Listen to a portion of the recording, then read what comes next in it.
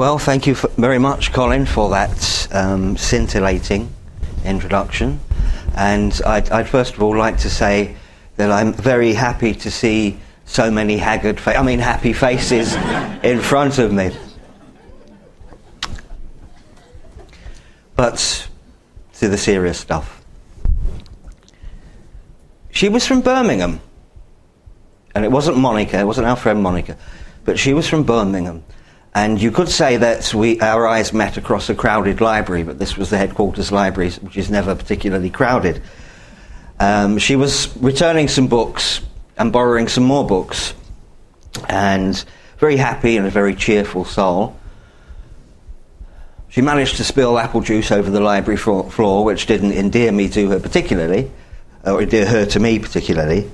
But she mentioned, quite cheerfully, "Oh, I've done the Theosophy now.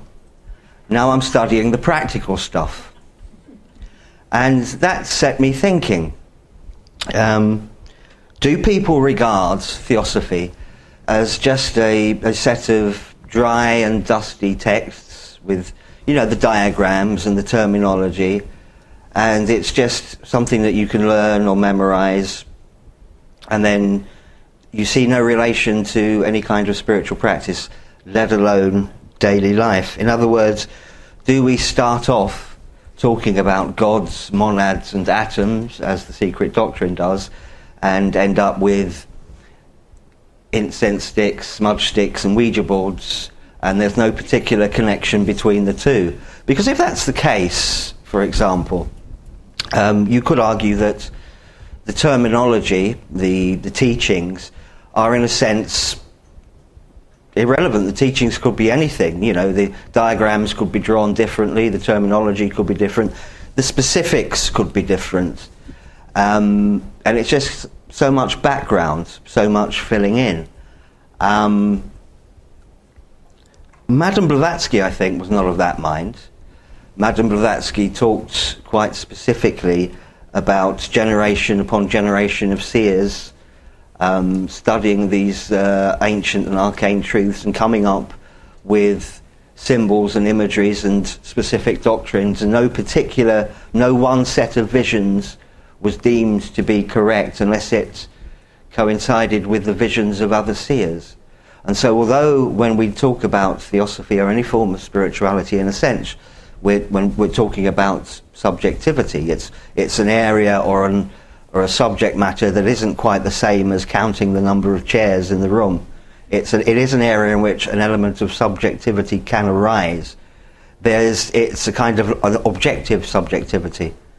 It's not something that you can pick and choose in that sense. And in that sense, you need to draw a distinction, of course, between the Theosophical Society and Theosophy. Theosophy is a very, actually, historically now, Theosophy means the original and quite precise, definite teachings of Madame Blavatsky and that particular tradition, and the reinterpretation in the light of their own clairvoyant researches of other people who did quite definitely disagree with Madame Blavatsky on certain points.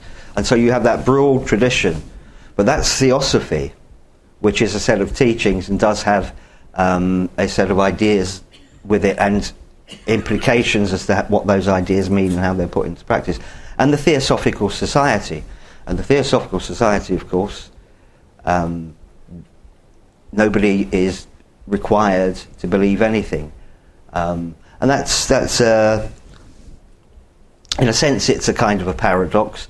It can be said that it arose historically, because when Madame Blavatsky when Madame Blavatsky founded the Theosophical Society in 1875, began teaching slightly prior to that point. She didn't unload her burden all in one go. We didn't get everything in one go. And there's two reasons for that. One definite one I infer. One is that people needed to be led up to the ideas that she was expressing. She was working originally in the background within the background of spiritualism, and spiritualism, the spiritualists of her day, insofar as they had a coded set of beliefs, were of a particular mindset. There was an emphasis on personality and personal survival and matters like that. And Theosophy talks about survival, but not necessarily the survival of those little bits of our personality that we seem to be so attached to, and so on and so forth. And so there was an evolution over time. But I will tell you that Madame Blavatsky herself didn't know everything all in one go. When she moved back to London after the Indian phase, she entered into a fairly lengthy correspondence with A.P. Sinnett, who had moved from India to London just shortly before her.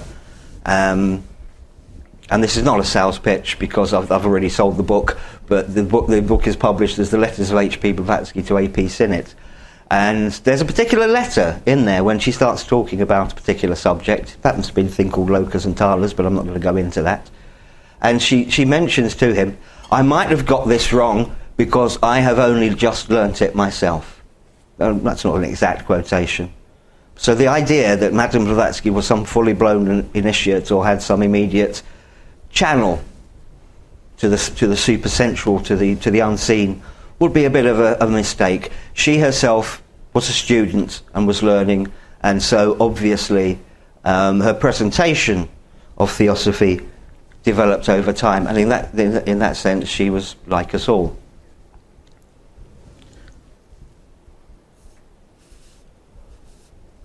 But what do we mean when we talk about esoteric philosophy? I'm just taking my shoes off, grounding myself. That's better. Sometimes when people use the word philosophy, it's considered dry and abstract, and indeed philosophy has become dry and abstract in the 20th century. Philosophy, or philosophers, Western philosophers in particular, suddenly decided that philosophy was not about the big questions of life. It was not about discovering things or using the thinking process, the rational process, or even the super-rational process to discover eternal truths and deep things. They decided that philosophy was about words and about how words are used. And as one critic of that particular school of thought suggested, if you want to know how a word is used, you look up in the dictionary. It's not a philosophical action to discover the meaning of words. Madame Blavatsky gives us some kind of indication of what she refers to by philosophy with the following ideas. First of all, I quote from the introductory to The Secret Doctrine. And incidentally, I would like to mention that occasionally I will quote constantly from Madame Blavatsky. Occasionally it will be verbatim, occasionally I will have abridged it or chopped it around for purposes of brevity. She says, "For the esoteric philosophy is alone calculated to withstand, in this age of crass and illogical materialism, the repeated attacks on all and everything man holds most dear and sacred in his inner spiritual life." I'm sorry about that, Ronnie, it's the word man again. Yes, here we go again. "The true philosopher, the student of the esoteric wisdom, entirely loses sight of personalities, dogmatic beliefs, and special religions. Moreover, esoteric philosophy reconciles all religions, strips every one of its outward human garments, and shows the root of each to be identical with that of every other great religion. It proves the necessity of an absolute divine principle in nature. It denies deity no more than it does the sun. Esoteric philosophy has never rejected God in nature, nor deity as the absolute and abstract ends meaning being. It only refuses to accept any of the gods of the so-called monotheistic religions, gods created by man in his own image and likeness, a blasphemous and sorry caricature of the ever unknowable. Repeated attacks on all and everything man holds most dear and sacred." Dear and sacred. We hold some things very dear. We may hold our motor car dear, or our flat, our possessions, our clothing, our image, but it's dear and sacred. So her indication is that the esoteric philosophy deals with the most root or fundamental issues. I'm going to expand upon that point in a bit. I would point out that she has a particular, because where she says again, entirely loses sight of personalities, dogmatic beliefs and special religions. Madame Blavatsky has a special use of the words dogma. When within the Theosophical movement, and we say we're non-dogmatic, we tend to mean you don't have to believe it. You can join and believe whatever you want. I remember once upon a time I was at a bookstall at an event at the Swedenborg Society, and somebody came, and most Theosophists, there might be one or two don't believe in reincarnation, but most of us do. And this chap from the Swedenborg Society came up to me and he said, I'm actually the only member here that believes in reincarnation. When she uses the word dogma, she uses it to mean an esoteric truth that has become materialized or overly literally interpreted. So an example of that will be the concept of the virgin birth. For Blavatsky, the concept of the virgin birth is not one in which it's literally true. It refers to a cosmic process and has become materialized, and people think it was something that applies to a particular person. So it's important that we bear in mind that when she talks about dogmatism, she doesn't mean that she's not expected to be taken seriously. Dogmatism for her is a spiritual truth materialized, whereas we, in the colloquial sense, use dogma as the sense of you've got to believe it whether you want to or not, as in the Catholic Church has dogmas, or other particular creeds have dogmas. It's something that's taken on faith, and if you don't believe it, get out of the club. In Collected Writings, Volume 5, she gives a little footnote to a correspondent. And she says, Buddhism and Advaitism are as much religions as any theistic system. A religion does not necessarily imply the doctrine of a personal God or any kind of God in it. Religion, as every dictionary can show, comes from the Latin words religere, to bind or collect together. Thus, whether people pursue a common idea with or without a deity in it, if they are bound together by the same and one belief in something, that belief is a religion. Thus, whether people pursue a common idea with or without a deity in it, if they are bound together by the same and one belief in something, that belief is a religion. So we might ask ourselves, we very repeatedly say to people, Theosophy is not a religion, it's not a religion, it's not a religion. But by that definition, yeah. But again, we all, of course, have to make our own minds up about this, and that's the glory of Theosophy.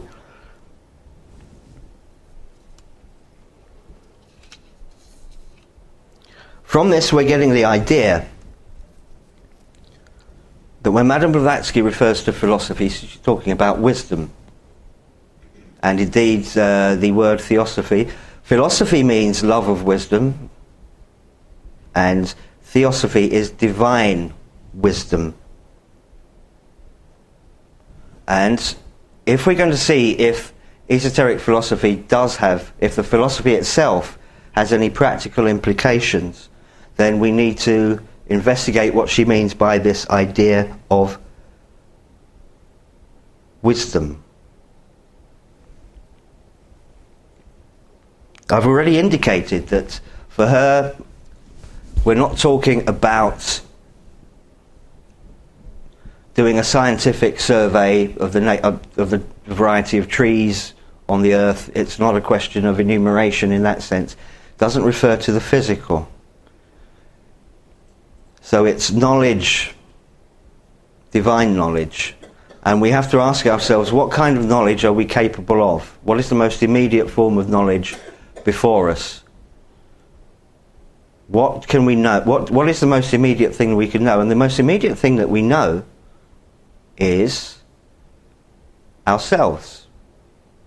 Because in order to know something, you have to be awake, you have to be perceptive, at whatever level of consciousness, whether it's some high exalted state, Mahatmic state of consciousness, or whether it's the normal waking state of consciousness, or the half asleep state of consciousness into which I'm sending you. In order for there to be any in order for there to be any wisdom, there has to be a consciousness. And so Theosophy actually, and again in a paradoxical sense, is all about us. And this is the ancient Hermetic idea of the macrocosm and of the microcosm. The greater cosmos being reflected in the smaller cosmos. And it's the idea behind that is that like recognizes like. We see faculties and powers within ourselves, and we can identify those same faculties and powers in the universe. So we might say that philosophy, esoteric philosophy, theosophy, is ultimately about matters of ultimate concern, and those matters of ultimate concern are matters of ourself. But we do, I think, through my study, and it's my belief, we do have to draw a distinction between which self it is we're talking about. Because we all, as the Theosophical as we know from the Theosophical teachings, or as we believe from the Theosophical teachings, have many selves. And we can see that in ourselves, that we have different facets of our personality. There are times when we act in altruistic ways, there are times when we don't, there are times when we have different levels of functioning and capability. But according to the Theosophical teachings and other spiritual teachings as well, there are higher states of consciousness open to us. And so again, we need to look at in what sense does Theosophy deal with the self.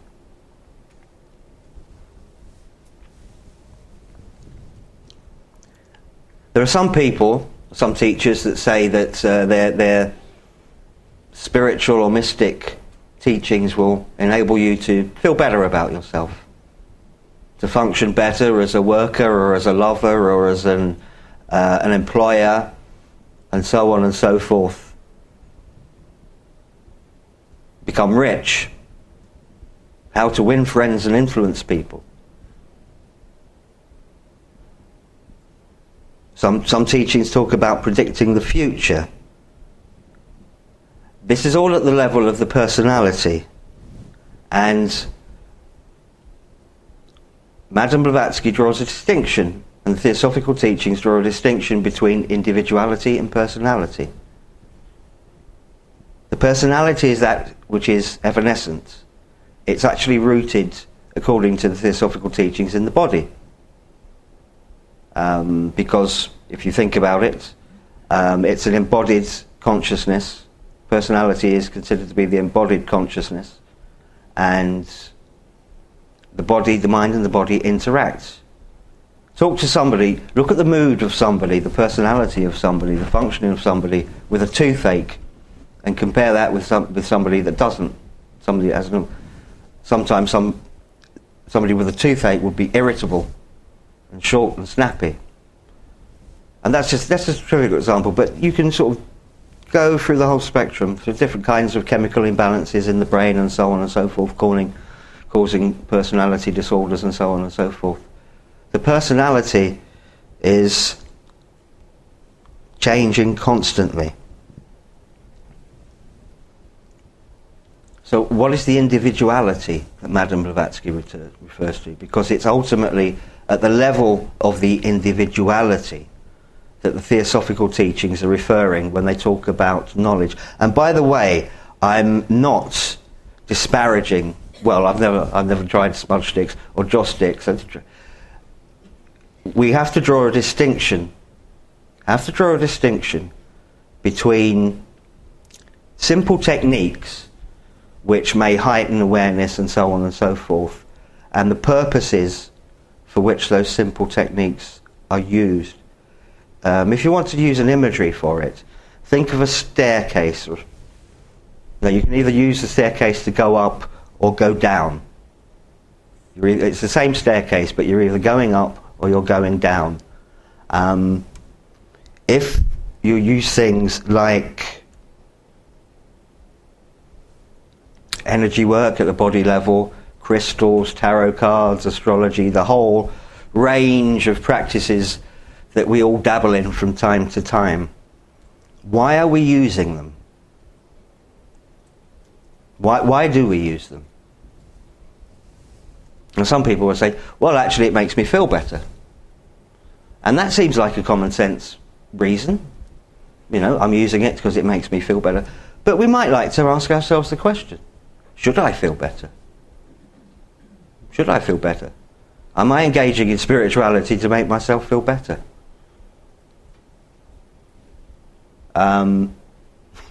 There was a comedy show that I used to watch, and on one of the episodes, one of the characters who was supposed to be running a talk show, phone-in show, said they should be feeling bad about themselves. They're going to hell. What we need to do is realise that what Theosophical teachings are talking about are transcending the personality. Things that make us feel better as gratifying the personality. Now, I'm not suggesting that the whole point of Theosophy is some form of self-flagellation, although this talk may be beginning to feel like that. What I'm suggesting is that we are engaging in Theosophy to try and attract or understand impersonal realities and our context within that. And when we use particular psychic or psychological and so on techniques, the mantic arts or whatever they may be, to improve our lot in life, then we're using the down staircase and not the up.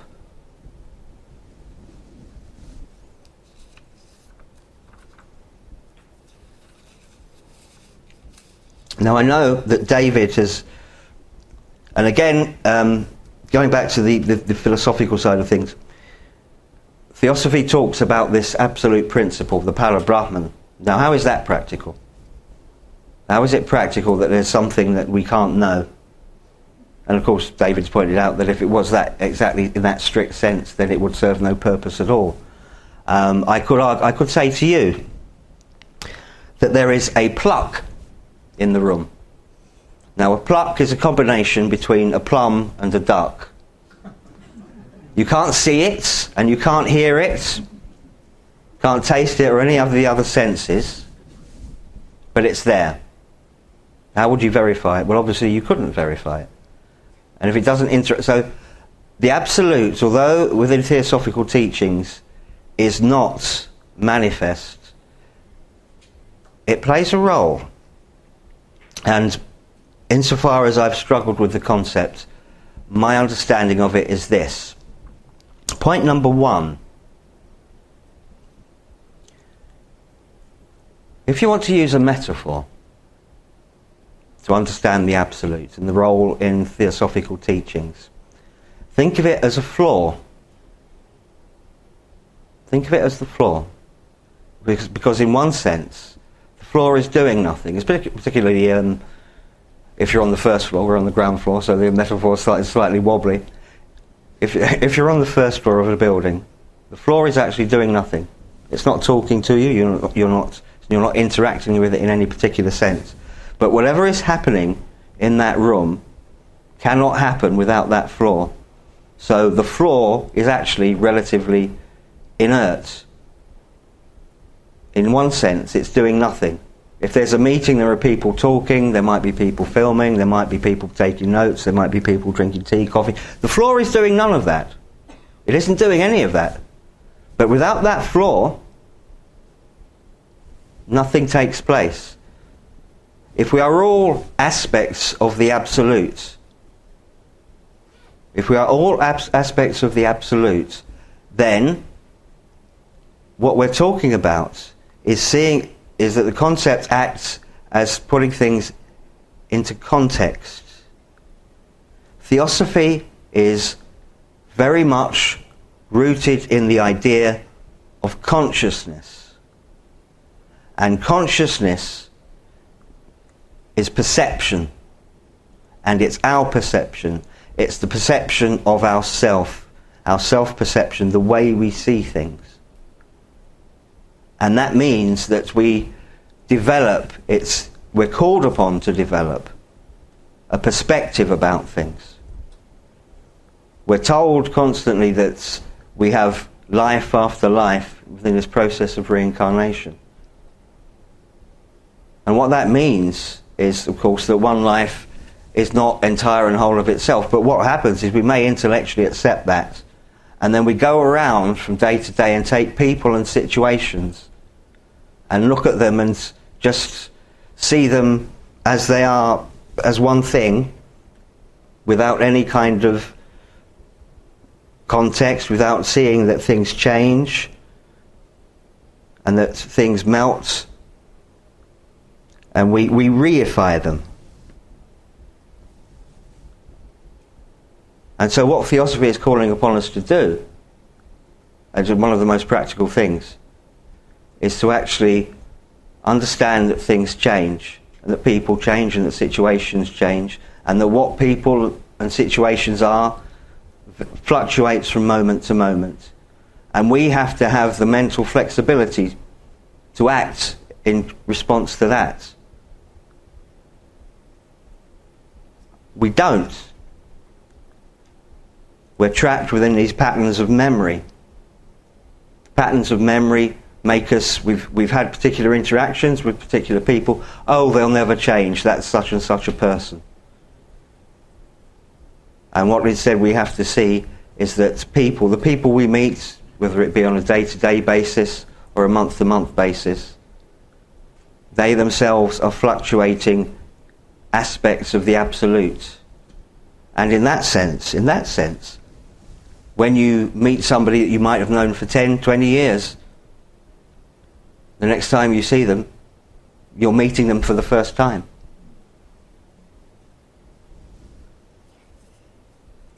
The other aspect of this puzzling question about the absolute is that actually, in a sense, you could argue that although the first fundamental proposition is the absolute, this absolute palabramic principle, in Theosophy what we're actually talking about and dealing with is the first point of knowledge is not the absolute, but the two extremes of spirit and matter. Because that's all our consciousness is aware of. We don't have a direct conscious awareness of the absolute. We may move towards it in heightened states of awareness and states of enlightenment. But ultimately, in any form of embodied existence, we are torn between the two extremes of spirit and matter, subject and object.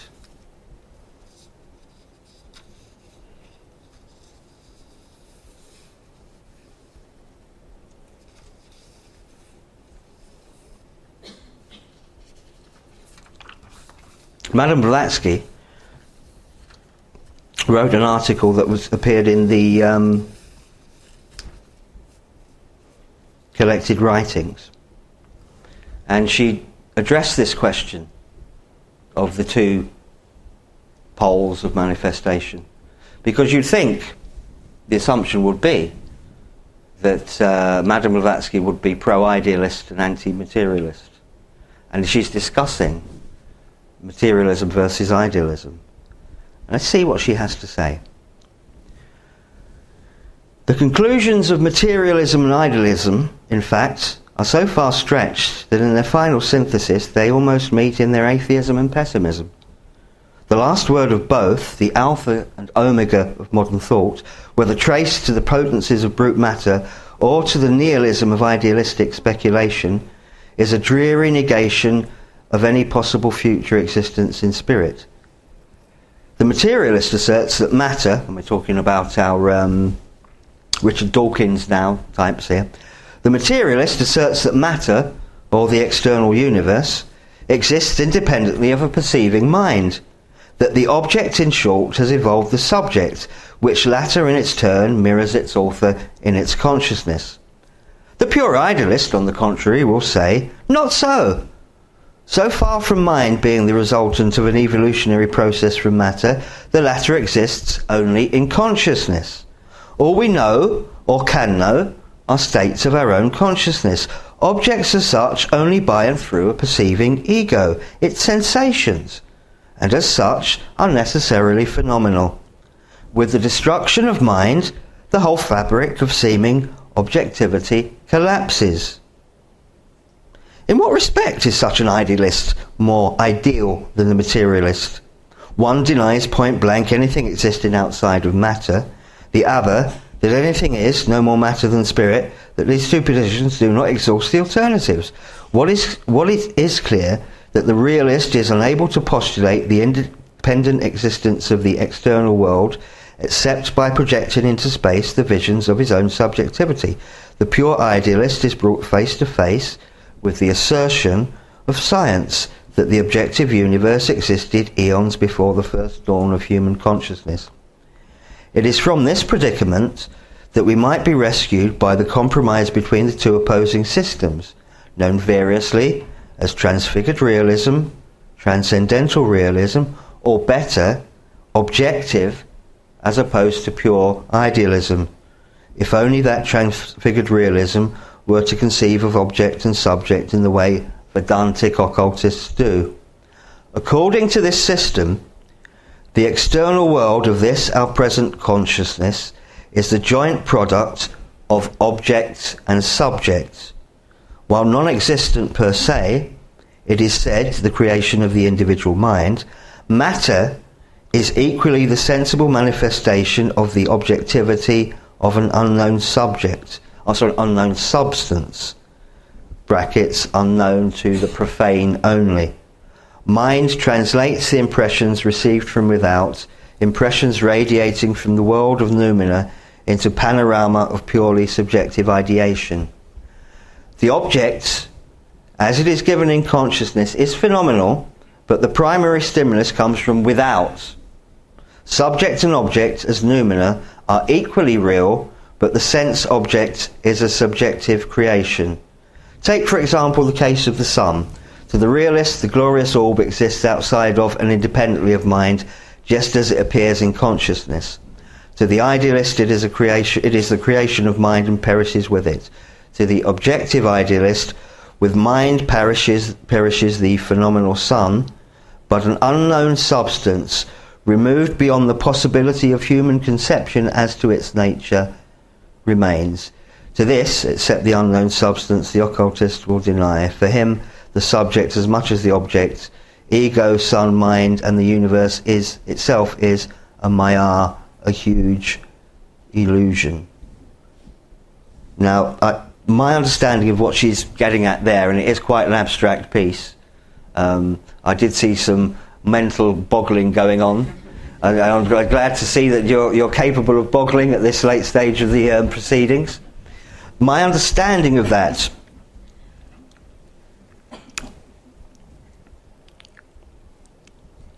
is that this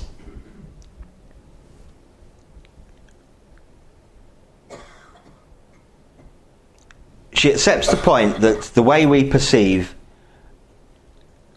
alters or informs what we're perceiving, as in the way that if you've got jaundice, everything is going to seem yellow, for example. So that our mind does contribute something to what we're perceiving.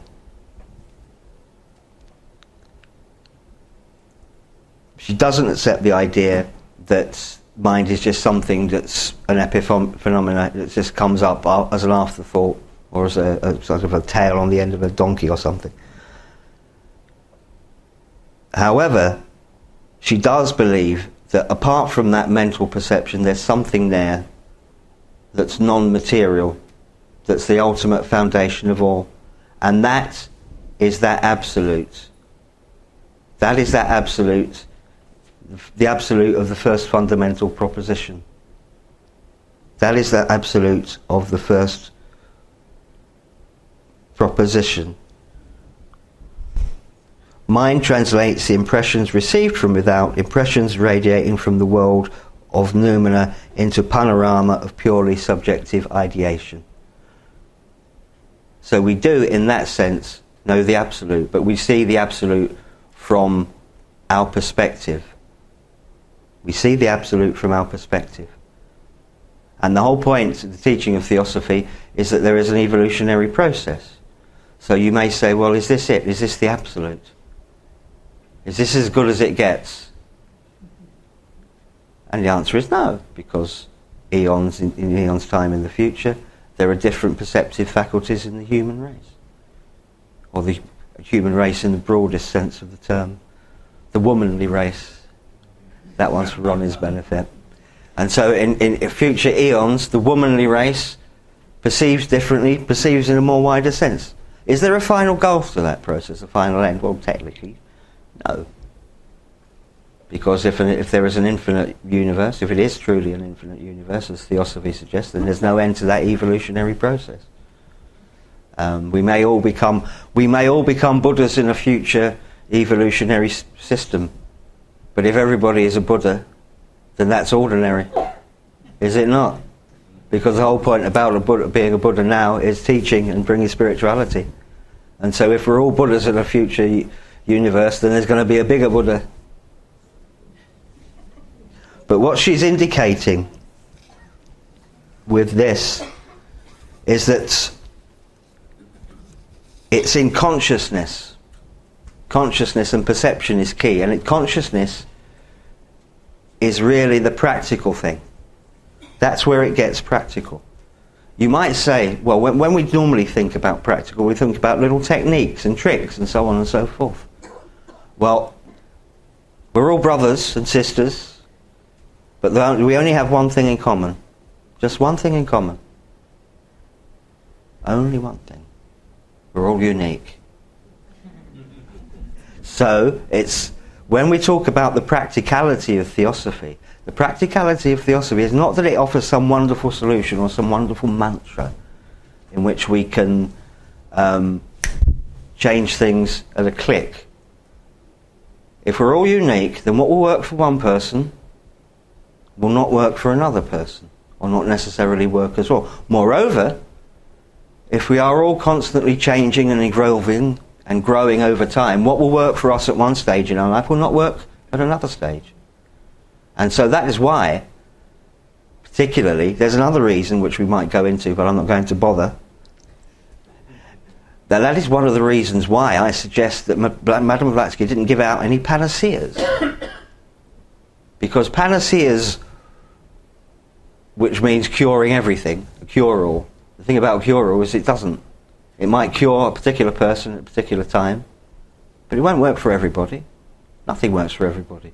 Even the best drugs, the medical drugs on the planet, doesn't work for everybody. It doesn't work. Same for alternative medicine. Same for anything. Nothing works for everybody at the same time.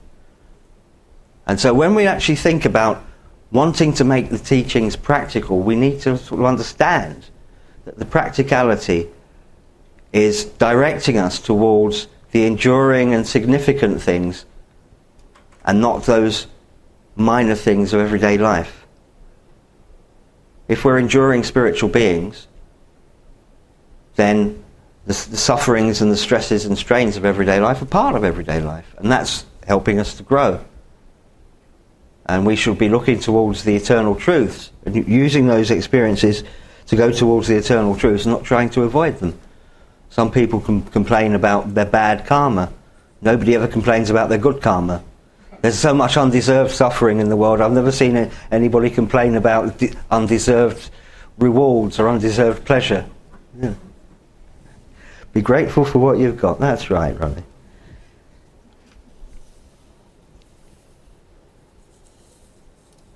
Even the teachings concerning, because we're going to talk about the nature of man and the mind and consciousness, Blavatsky's teachings on the so-called sevenfold constitution of man, actually, if we study them, if we look at the teachings, it points us in this direction.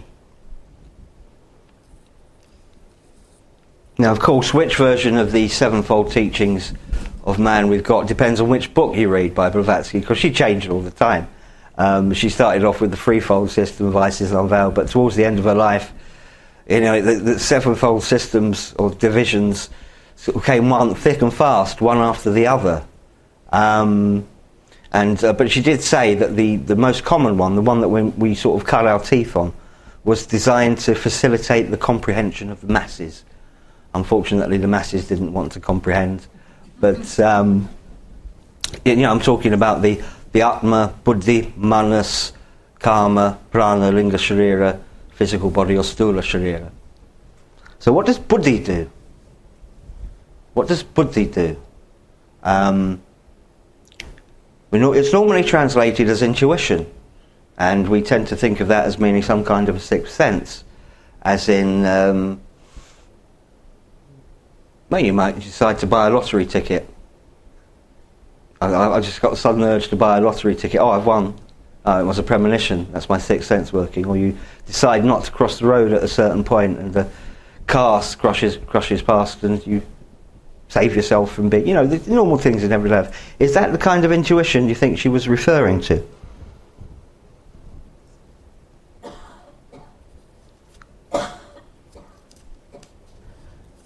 In the key to Theosophy, she makes this distinction. There is a spiritual consciousness, the manasic mind, illumined by the light of Buddhi, that which subjectively perceives abstractions.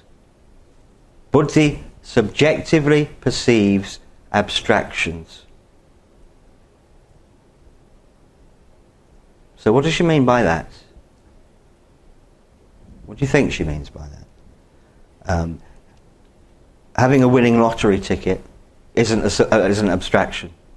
That's a very specific thing, is it not? When she talks about abstraction, we're referring again to these spiritual realities that are at the basis of manifestation. There is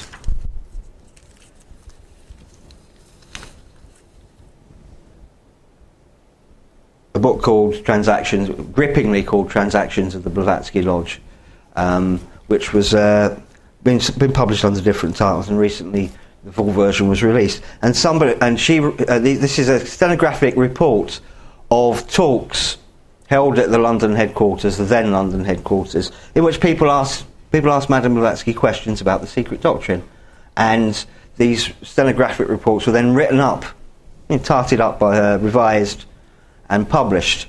And this is the question.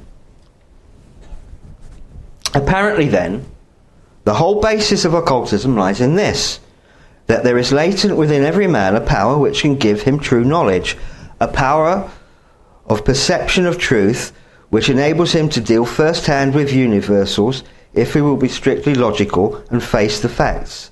Thus we can proceed from universals to particulars by this innate spiritual force which is in every man.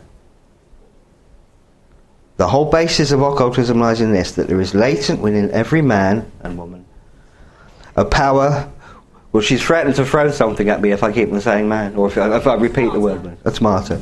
Apparently, then, the whole basis of occultism lies in this: that there is latent within every man and woman a power which can give him true knowledge, a power of perception of truth, which enables him to deal first-hand with universals, if he will be strictly logical and face the facts.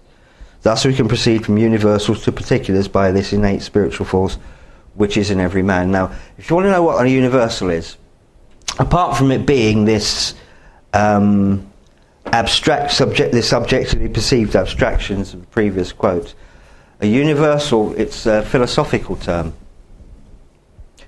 That's a chair. Colin is sat on a chair. There are different types of chair. Some of them are, well, you get the idea.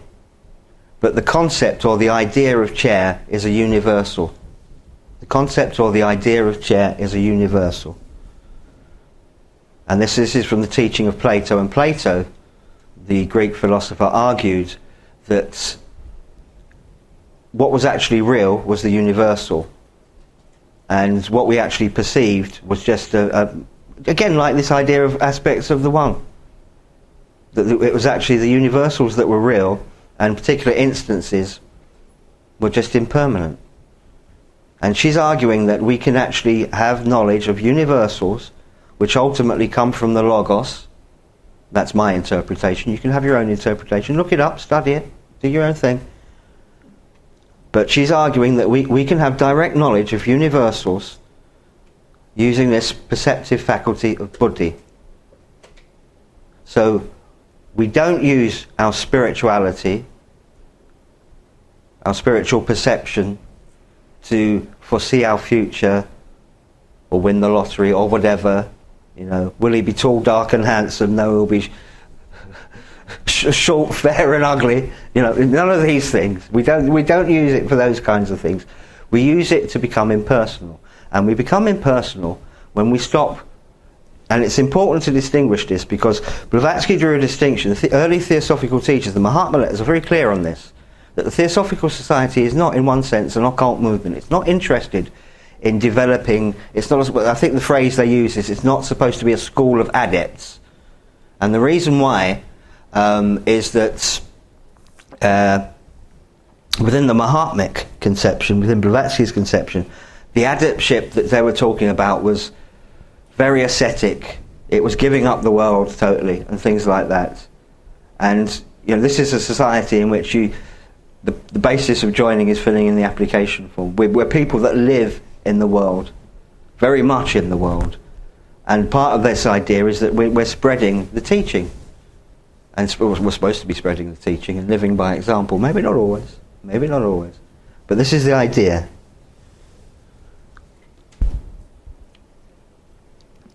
And so, when we're talking about universals,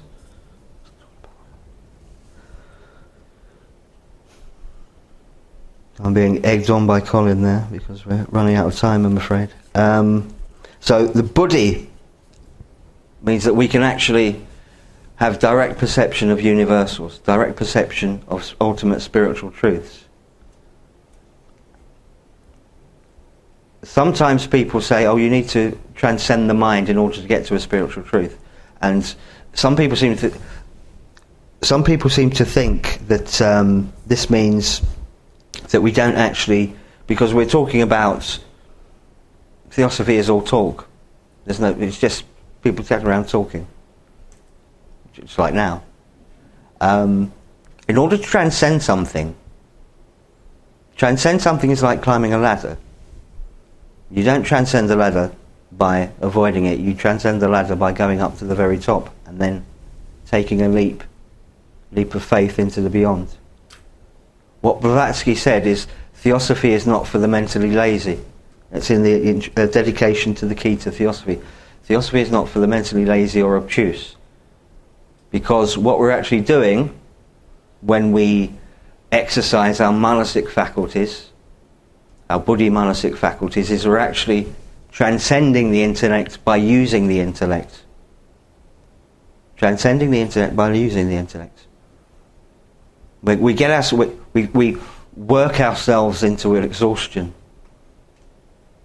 And when we think that we've reached that final stage of exhaustion, the illumination comes through. But you can't transcend something until you've actually used it. We go beyond. We don't avoid. We go beyond.